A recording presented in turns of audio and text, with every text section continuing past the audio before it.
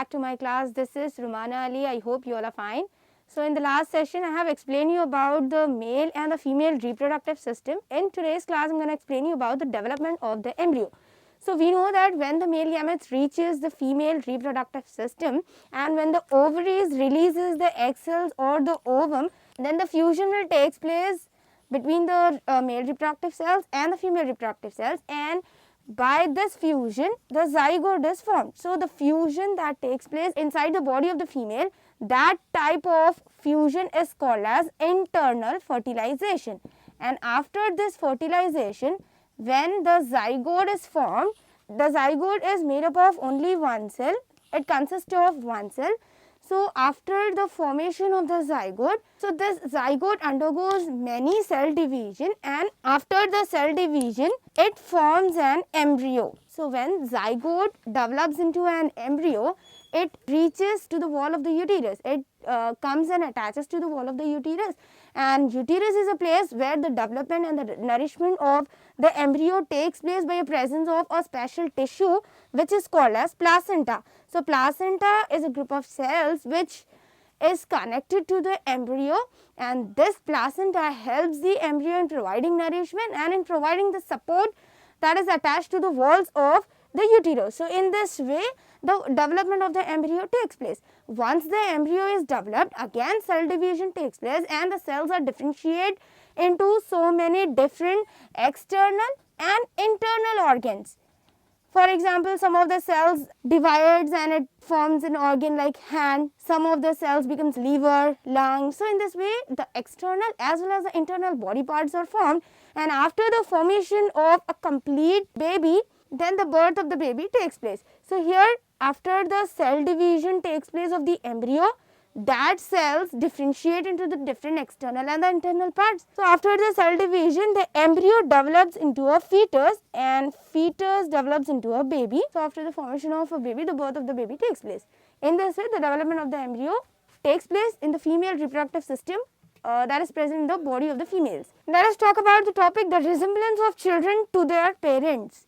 We have seen that all the process of the reproduction, that is fertilization, development of the embryo, then development of the fetus, all these things are taking place in the body of the females. So will the baby possesses characteristics from the father as well? Will they show any characteristics similar to their father, or only the resemblance of the baby will be like their mother? No, they will possess the characteristics from both father and the mother, because during fertilization we know that a male cell and a female cell, and this cell possesses nucleus, and nucleus is a place where the genetic material is stored, where the genes are stored. So here the fusion of the male and the female cells, so during this fusion, the fusion of the nucleus also takes place, and these two nucleus merges and it forms one nuclei which is present in the zygote cell. So in this way, as the zygote develops into a baby, so the baby can be resemblance to the characteristics of both mother as well as the father. Okay, so in this way they share the characteristics. Now when we see some of the children, their resemblance will be like their mother in the external appearance, but they show the behaviors that are similar to their father. So in this way, both the mother and the father's characters can be transmitted in the body of the baby. So some of the characters are shown in the external appearance, and some of its characteristics can be shown through their behavior. So in this way they share the characteristics. The main thing that transfer the characteristics from the parents to the zygote is the nucleus. Nucleus is a place where the characteristics are stored. So when they merge together and when it results in the formation of a zygote, then that zygote can possess the characteristics of both mother and the father. In this way they share the characteristics. So up till we were discussing about the internal fertilization, how the fusion of the male and the female gametes takes place inside the body of an organism, we were discussing about. Now we are going to learn how the fertilization takes place outside of the body in some of the animals like amphibians. Amphibians are the animals that can live on the land and also in the water. So here we will take an example of frog. Frog is an amphibian that shows the external fertilization. Now, what is the meaning of external fertilization? So, fertilization is nothing but fusion of the different gametes. When the two frogs, when the male and the female frogs copulates, at that time the female releases the egg cells in the water and the male frog releases the sperm cells in the water. So, here the water is acting as a medium that shows the presence of both male and the female gametes, and this type of fertilization, when they fuses in the water, actually the fusion does not take place inside the body of the female organism. It is taking place outside the body of the organism, so it is called as external fertilization. So, by the fusion of male and the female gametes, the zygote produces. After the zygote is formed in the water, it undergoes certain stages and then it develops into a mature frog. So, let us see the life cycle of a frog, how the zygote turns to a mature frog. Now, we are going to learn about the life cycle of a frog. So, when the frog lays eggs in the water, it is fertilized by the male cells, and after the fertilization a zygote is formed, and the zygote, after the cell division, it develops into a fish like body, and this fish like frog is called as tadpole. So, its appearance will be similar to the fish, and usually the frogs do not breathe through the gills, but at this stage when they are tadpoles, they breathe through the gills. Okay. Then after a period of time, it develops into some other structures that are almost similar to the frog, but after the development of the limbs means hands and legs, after the development of the limbs also, it shows a structure like tail. So, this is an extra structure. So, this tail, as the frog possesses tail, it is called as tail frog, and this tail frog, when it attains maturity, it becomes an original frog. It possesses the original shape of the frog after this stage. And in this way, the frog, when it develops all the parts like hands or the legs and the other things in a proper manner, and when it takes the original shape of the frog, then we can call it as a perfect frog. So, here in this way, the eggs are fertilized by the male cells, and then it becomes a fish like, that are called as tadpole, and after the formation of the limbs also, it shows the presence of a structure like tail. So, it is called as tail frog, and this tail frog develops into a mature frog. So, in this way the life cycle of the frog takes place. तो अभी हम बात करेंगे external fertilization के बारे में.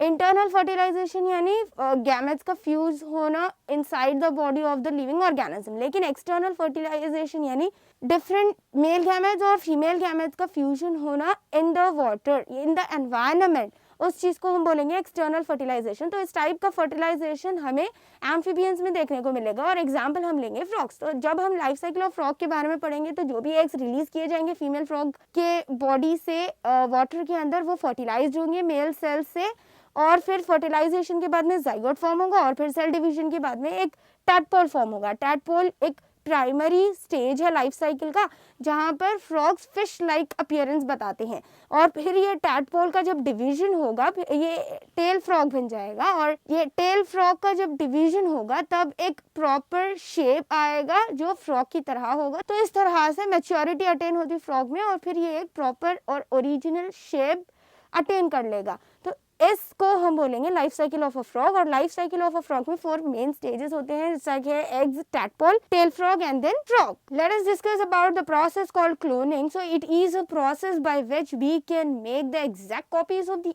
Animals which are identical to their parents. In the normal reproduction, when the male nuclei fuses with the female nuclei, it results in the formation of a zygote which shares the characteristic of both male and the female parent.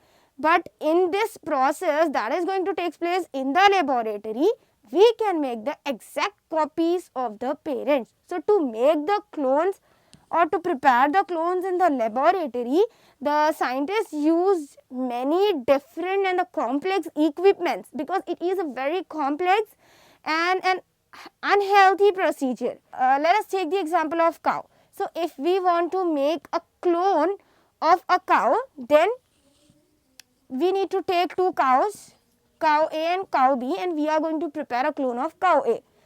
So the clone or the zygote, or we can say the baby which is exactly looking like the cow A, we need that one. So to prepare that clone, what they do is they will take a cell from the body of a cow A. Any cell they can take, the cell which possesses nucleus, any cell that contains nucleus, they will take that cell from the cow A. Then they will take the ovum of the cow B. Here it's an ovum. Ovum also contains nucleus. So after taking the cell, or we can say vegetative cell, we are not taking reproductive cells from the cow A, we are taking vegetative cell from a cow A which contain nucleus in it, and the ovum which is a reproductive cell, we are taking the reproductive cells from the cow B. Now this nucleus of the vegetative cell is extracted out from this cell, okay, and here the nucleus is removed, the ovum cell, the nucleus which is present in the ovum, it is removed. After the removal of the nucleus which is present in the ovum, we will take the ovum cell and we will introduce this vegetative cell nucleus in it. In this way a zygote is prepared. The cell which contains the nucleus, this is called as now zygote. So now this zygote undergoes the cell division, it turns into an embryo, and embryo turns into a fetus, and that fetus develops into a baby. And the baby which is produced by this method, it is exactly looking like a cow A, which is an identical copy of the cow A. So in this way we can prepare the different clones. Clones are nothing but the exact copies of the parents.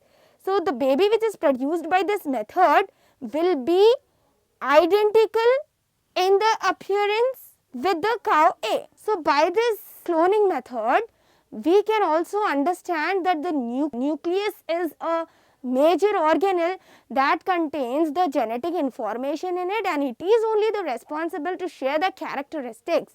So in this way, as the nucleus of the cow A is introduced into the ovum cell is not playing a major role here, because after injecting the nucleus of the cow A in the ovum cell, this ovum or this zygote is introduced again into the cow B uterus.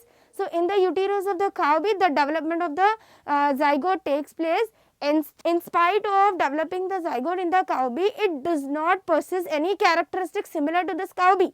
It will be exactly looking like a cow A because it develops from the nucleus which is present in the vegetative cells of the cow A. So in this way the clones or the exact copies can be made. Ian Milner was a scientist who successfully makes the clone of a sheep for the first time. He only produces the clones in the laboratory for the first time, and he only demonstrated the process of cloning. So in his experiment, he took the two different sheeps. The one is Finn Dorset, and this sheep is white in color.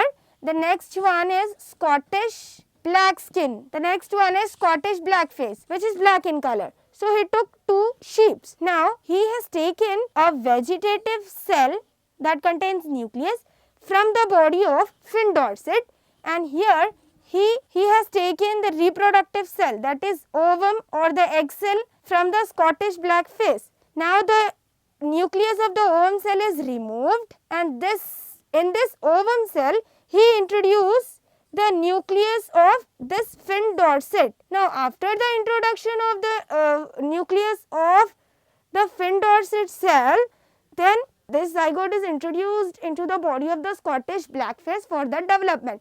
This process is called as implantation. After the implantation, the zygote shows the division, it undergoes the cell division, it develops into an embryo, then the embryo develops into a fetus, and the fetus develops into a baby. And the baby which is produced by this cloning method in the laboratory, it is exactly looking like a Finn Dorset, because the nucleus which we used to introduce into the ovum is of Finn Dorset cell only. That is the reason it is looking exactly like a Finn Dorset, white color sheep. So the baby sheep which is produced by this cloning method, the Ian Milner was a scientist who named that baby as a dolly, and the dolly is an identical copy of the Finn Dorset. So in this way the nucleus can be removed and it can be injected into the other's body to make a clone or to make the exact copies of the parents.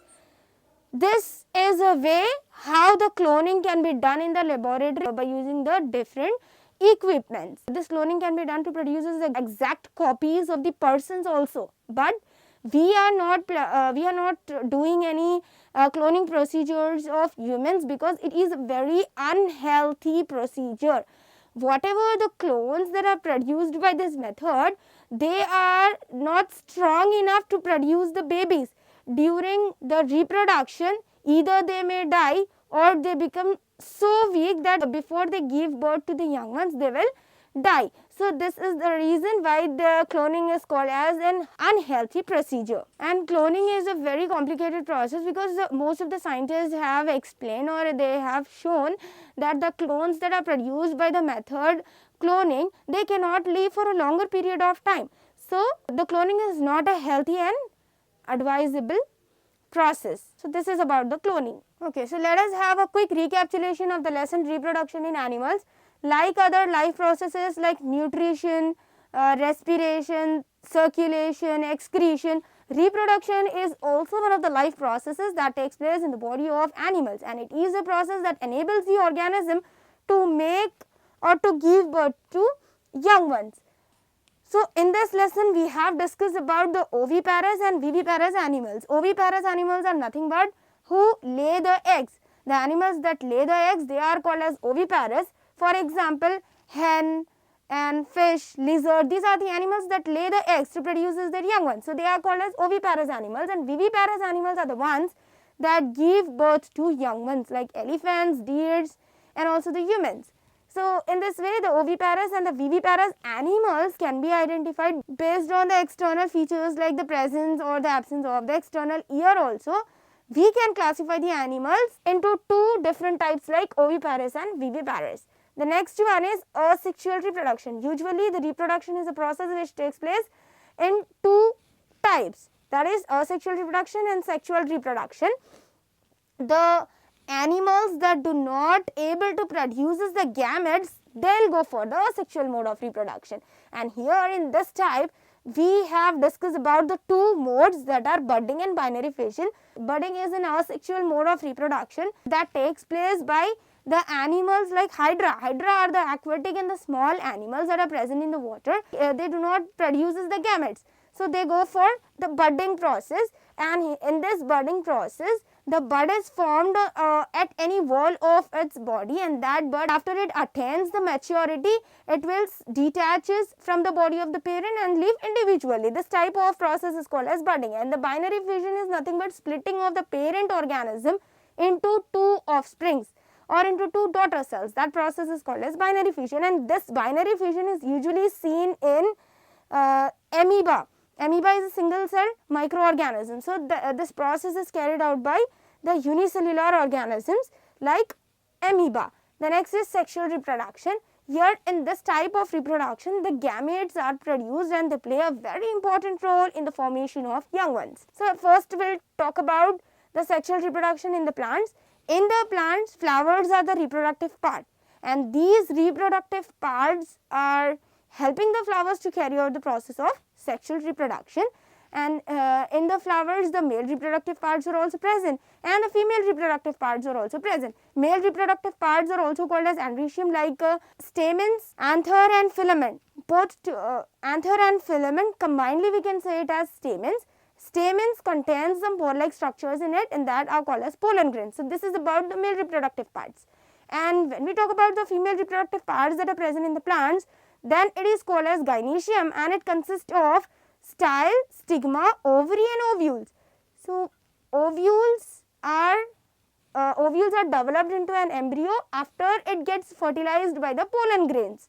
So, in this way the fertilization between the pollens and the ovules takes place, and after the fertilization the development of the embryo can be seen. The next is sexual reproduction in animals. Here we have discussed about the sexual reproduction or the reproductive system that are present in the humans. In the males, the male reproductive system is present, and this male reproductive system consists of some parts like urinary bladder, urethra, penis and testes. Testes are the main male reproductive part in which the reproductive cells are produced, and that reproductive cells are called as sperm cells. The next is female reproductive system.